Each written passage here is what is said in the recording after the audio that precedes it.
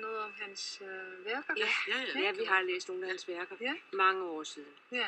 Men jeg har hørt et foredrag for nylig. Meget spændende. Ej, jeg er med sådan, kigge på kunst. Ja. Ja.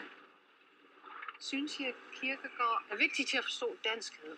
Jo, det mener jeg faktisk. Altså også både det med ironien og det her med at tænke på, hvorfor man eksisterer. Ikke? Altså, hvorfor er vi til? Det er meget dansk. Jeg ved ikke, om det også er hollandsk og i det hele taget. Hvorfor er det meget dansk? Det gør vi bare. Det tror jeg, at alle mennesker gør. Det er ikke specielt dansk. Alle mennesker, jeg ved det ikke.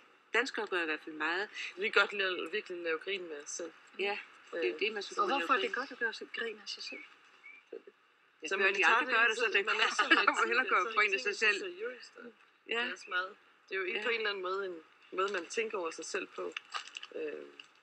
Så man ikke... Det er også en men man kunne også sige det, at man er for generet, eller at man ikke tør at tage en konflikt. Eller selvfølgelig, det kan det også være. Ja.